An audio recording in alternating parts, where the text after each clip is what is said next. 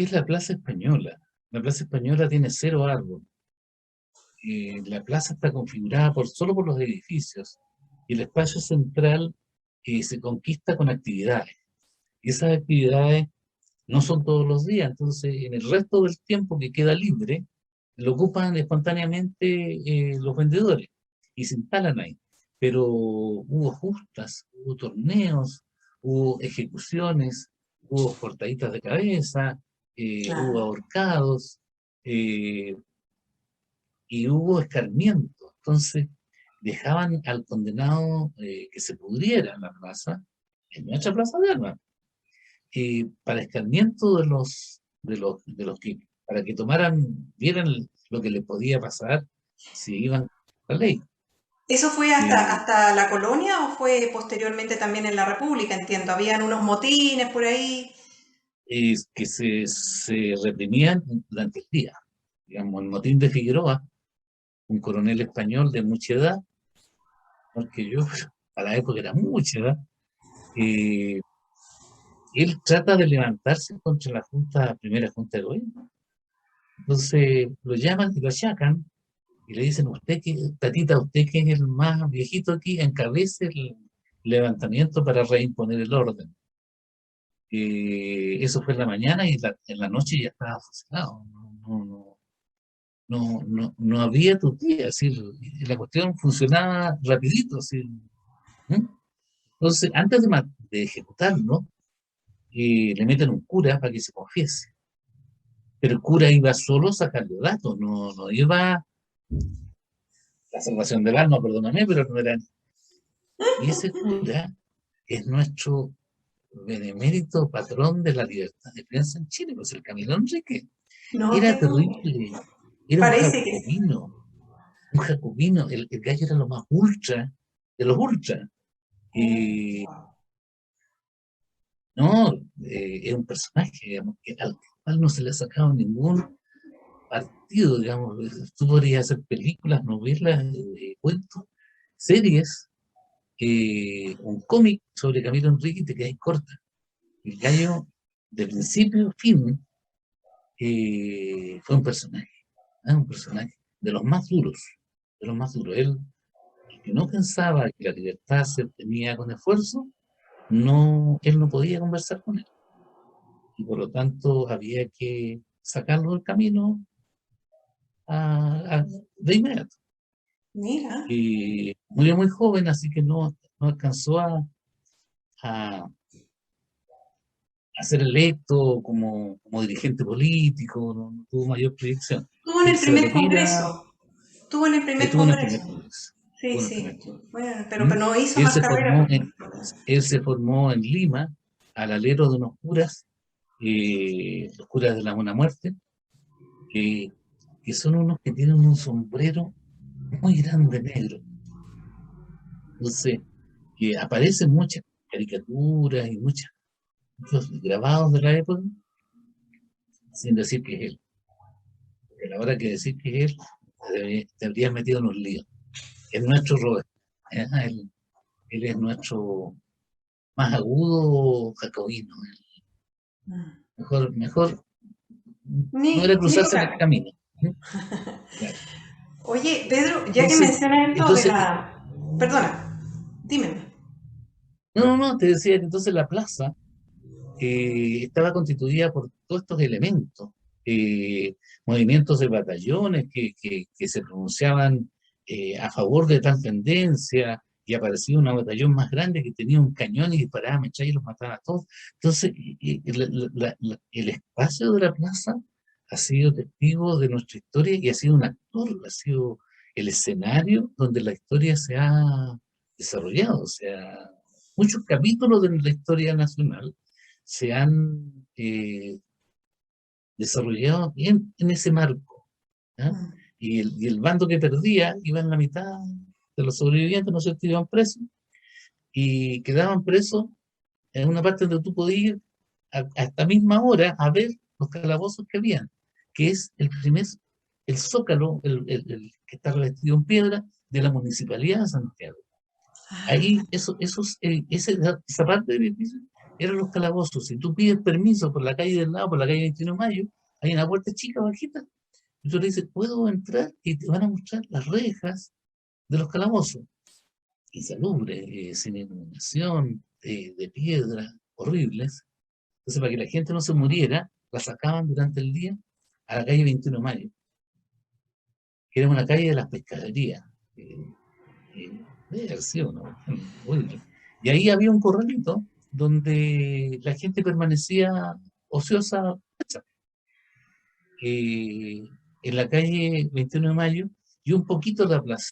Y si uno mira con paciencia, algunos viajeros alcanzan a dibujar un cachito de esa situación. ¿Mm? Eh, que la historia oficial no las recoge porque son capítulos incómodos de nuestra historia espacial, de Pero nuestra historia urbana. está consignado en el mapa de Claudio Gay de 1831, 35 Ujú. más o menos. Ahí está, dice cárcel pública, dentro de los lugares destacados, entre comillas, del mapa, él lo describe. Como Claro, describe las veintitantas iglesias, el sitio de las peleas de claro. gallo, los Eh, hospicios, todo un eh, sector. Y uno ve que hay una conformación social muy dinámica, muy rica muy además, dinámico, claro. muy Cuando dice dinámica. la cárcel, ese era el piso de abajo y arriba estaba, La era el intendencia, municipio a la vez. claro. Era el mismo edificio con distintos niveles en que se cumplían varias funciones. Entonces, si uno lee de nuevo los planos y ahora puede mirar fotos, va entendiendo mucho más de lo que entendió cuando leyó el puro libro. Exacto. ¿Mm? Entonces, Bueno, esa es una de las gracias de poder conversar en este canal que quiero en el fondo promover algunos tipos de conocimientos sobre cosas que pasamos encima todos los días y no nos damos cuenta.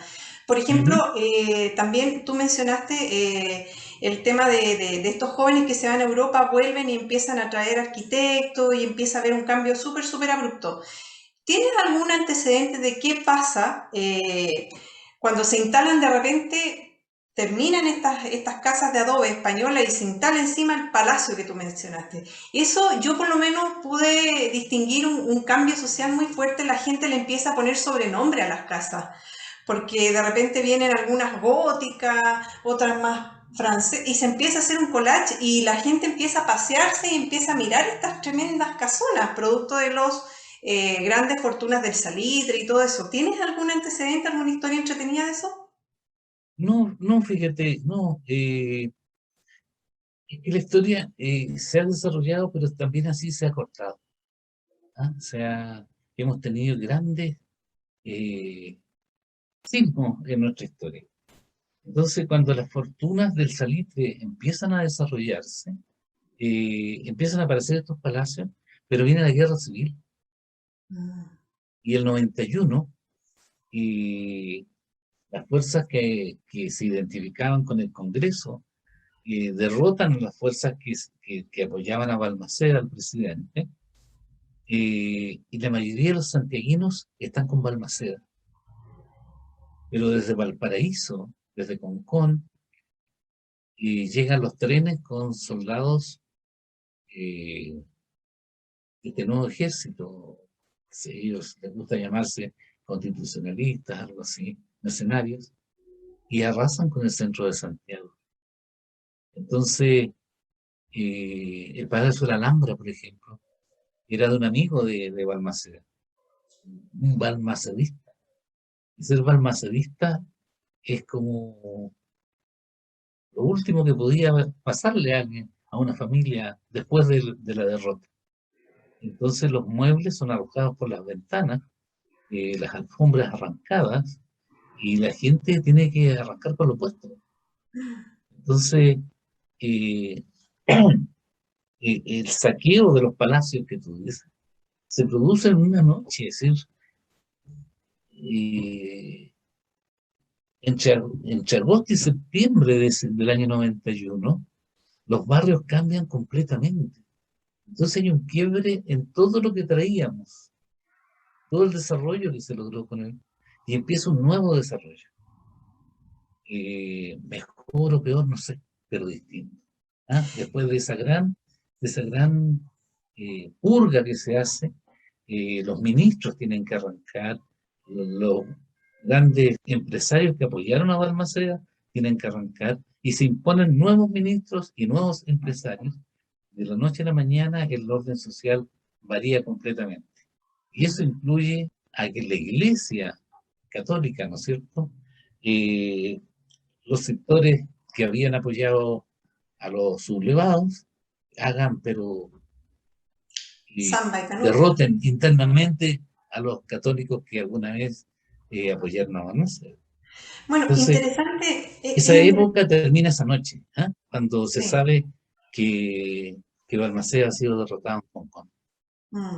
Interesante lo que tú mencionas porque yo pude, bueno, también la novela está muy centrada en la época de los gobiernos de Montt, de Bulnes, en fin, en esa época, y Uh se ve -huh. que un poco hay un preludio de esto en esa época con el gobierno de Montt, porque los monbaristas y todo eso tenían unas pugnas muy fuertes, por ejemplo, el famoso levantamiento que hubo ahí por La Serena, Pedro León Gallo, todos estos que les gustaba, tenían mucha rivalidad con el gobierno de turno y ya se estaba, como uno nota eso, como que se estaba incubando este odio, esta especie como de fricción social y uno puede distinguir que allá había una fuerte tensión en la prensa satírica, se ve también.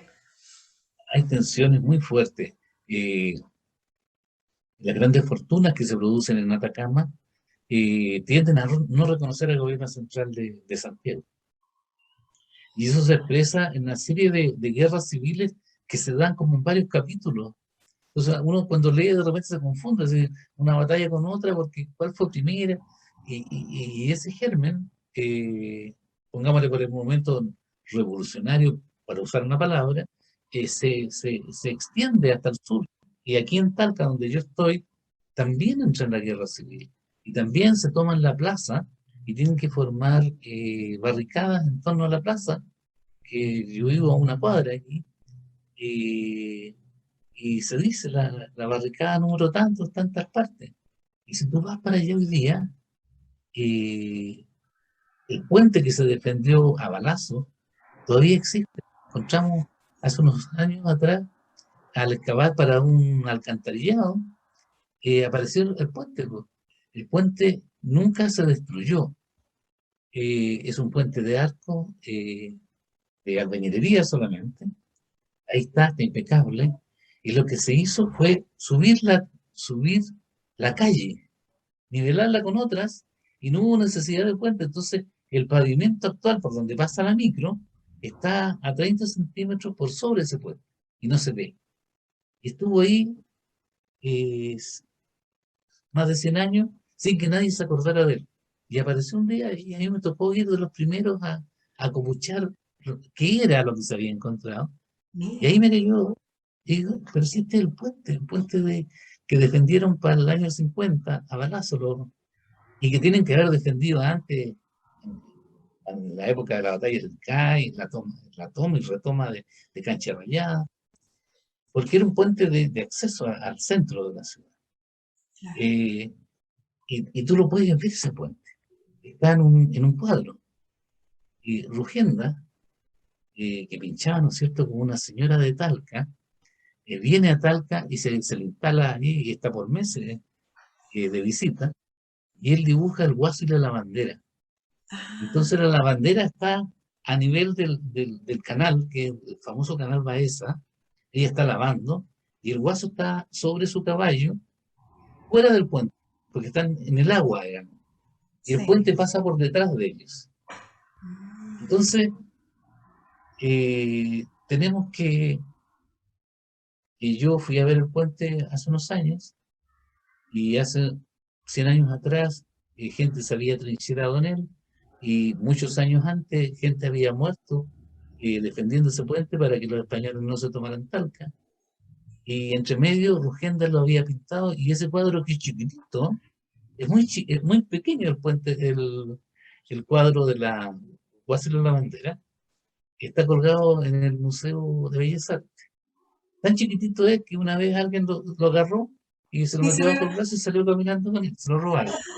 Sí, qué barbaridad. Entonces, Bueno, es el mismo puente, ¿te fijas?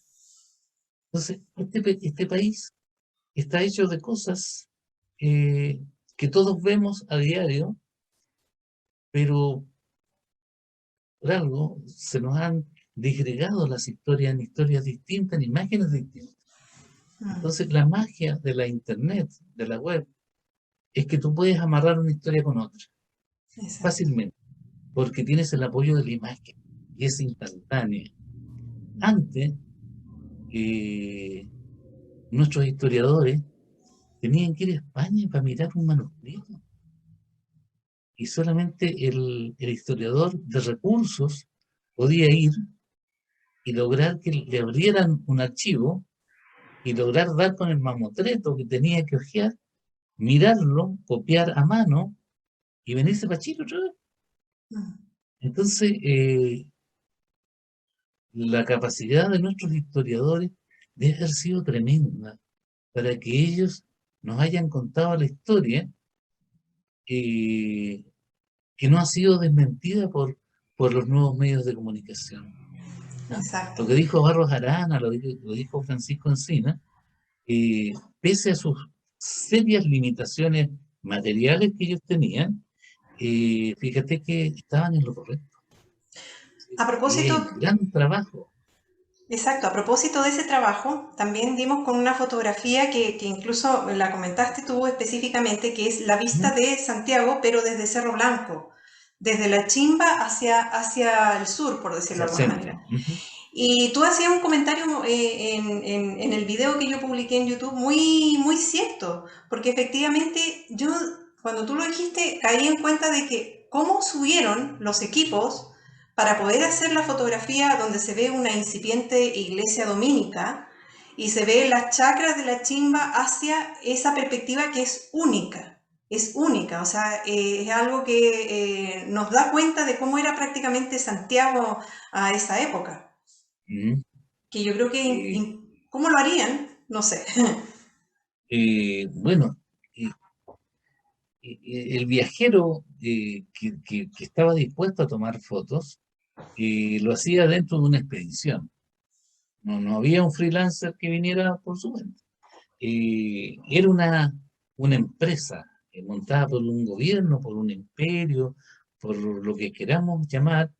Vinieron los franceses, vinieron los ingleses, vinieron los españoles.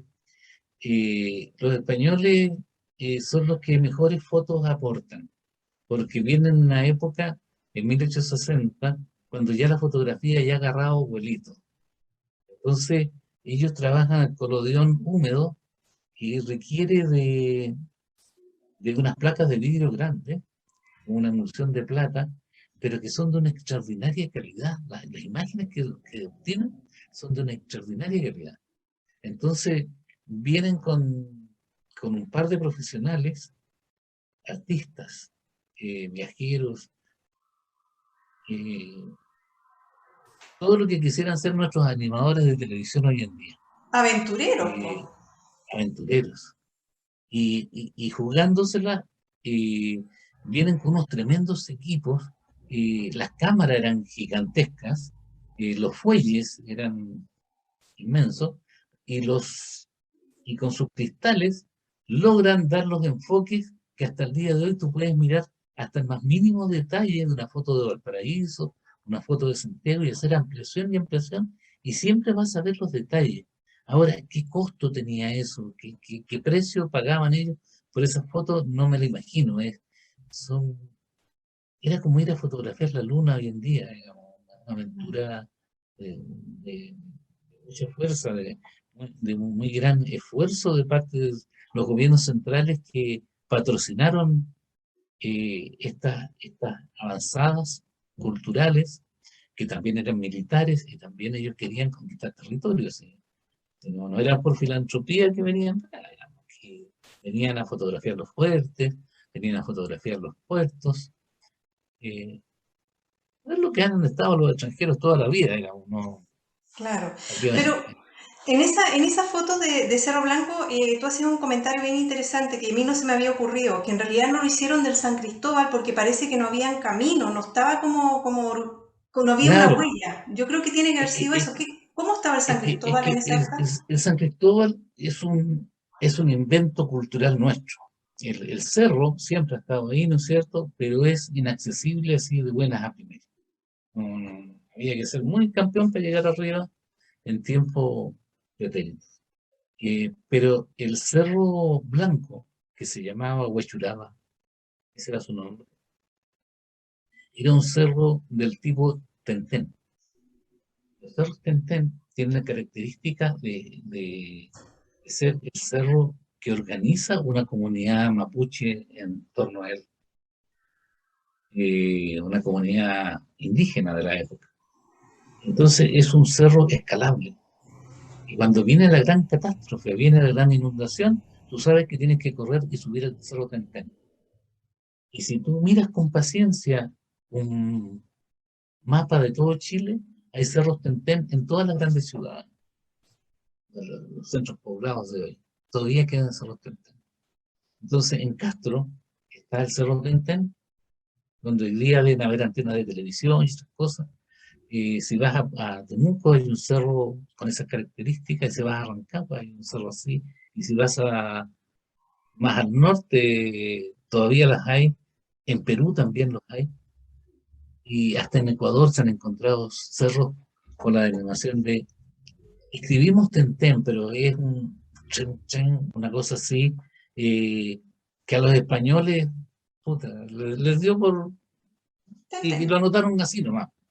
Pero cerros Tentén tenemos por todo el territorio y cumplen esa función. Entonces, llegado el momento, la Machi, el Toki, el Lonco, quien fuera, dirige a su gente a subirse al cerro. Y viene el terremoto y queda la escoba, pero ellos saben que si suben al cerro están salvados.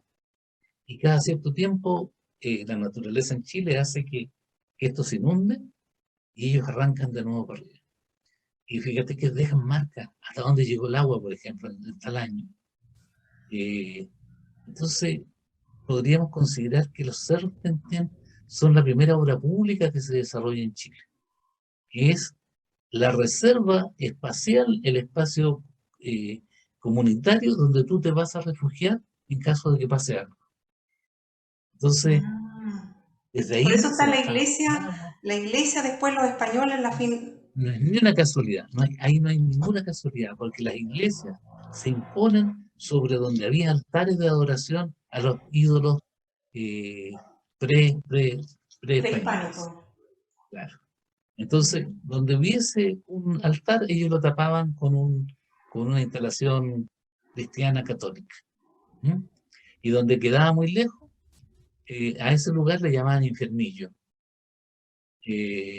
porque no tenían interés en hacer una iglesia allá, pero decían, no, allá sale el diablo. Y tenemos infernillos por todo Chile, ¿no? Donde tú vayas a cualquier ciudad, para tal parte, no porque allá penan, no porque allá sale, hay una gruta y de ahí salen los diablos. ¿Mm? Sí, Hablando, hablando de diablos, parece que por ese sector había muchas leyendas y muchas cosas por la chimba, porque también puedo encontrar algunos testimonios de, sobre todo la pasada de Santiago hacia la chimba por el puente Calicanto, decían que penaban las ánimas y que ocurría en medio de la oscuridad y con unas copas de más cualquier cosa, pues, o sea, yo creo que. Y tiene toda y esa carga ese sector. parece ser que la chimba siempre fue el barrio galante de Santiago. Me da la impresión a mí que para ir a bailar zamacuecas había que ir a la chimba. Así es.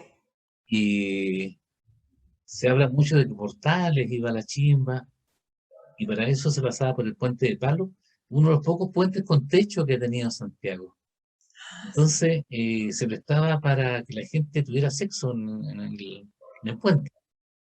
Ese es el que está en Entonces, Mapocho, un poquito más sobre arriba el de. Mapocho, Sobre es como Mapocho. una pasarela, ¿ah? Sí, Una a la altura pasarela de con techitos, Recoleta. por ahí, por Ya. ahí. Entonces tuvieron que poner rondines o guardias o vigilantes que vigilaban los accesos para que la gente no se juntara sobre el puente eh, a cumplir con su. Entonces, una cuestión que se da hasta el día de hoy, ¿no es cierto? Ahora se ponen candados en el puente pero la idea es la misma. El Cumplen la misma amarse función. cumple la misma función, ¿eh? Que es visto con otros ojos, no sé, pero entonces chimba significa al otro lado. Entonces tenemos chimba en Antofagasta, tenemos chimba en varias partes. Se llama al otro lado del río, porque cuando los españoles llegan, tratan de fundar sus pueblos, los nuevos pueblos, sobre los asentamientos indígenas. Y las leyes de India les rigen al respecto. Y por una cuestión de los vientos, que yo nunca he entendido, ni menos lo podría explicar, tenían que ponerse a cierto lado del río. Pero en la práctica vieron que era mejor ponerse al sur del río. Entonces las chimbas en general quedan al lado norte, porque en Chile los ríos corren de este a oeste. Exacto. Entonces el lado civilizado era el lado sur y el lado salvaje, donde estaba la mano de obra, los proveedores de las hortalizas, los crianceros, los dejaban en norte. Pero es un fenómeno que no se da solo en Santiago, fíjate. Mm, Es un fenómeno chilensis total. así Y es. ahí hay harto que investigar.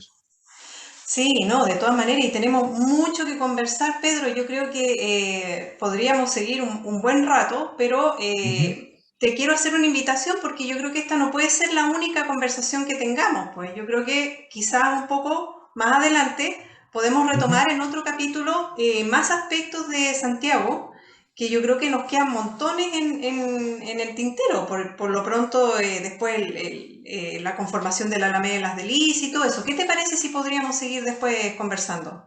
Encantado, encantado. Yo siempre estoy disponible para estos efectos, que no sean horas de oficina, porque tengo que ir a trabajar de lunes a viernes, fíjate, y espero seguirlo Fíjate, yo haciéndolo también. siempre. ¿Ah? No, Así pero que yo, con mucho gusto. no, muchas cosas nuevas he aprendido, te agradezco porque tienes un acervo de conocimiento que yo creo que es súper importante y qué bueno que hayas aceptado esta invitación, quedas cordialmente invitado y nos estaremos viendo en otra oportunidad seguramente. Pedro Encina Ya con pues. Santiago Nostálgico que tiene mucho más que Santiago. Ya, gracias, Gracias a ti, gracias por la invitación, nos vemos. gracias.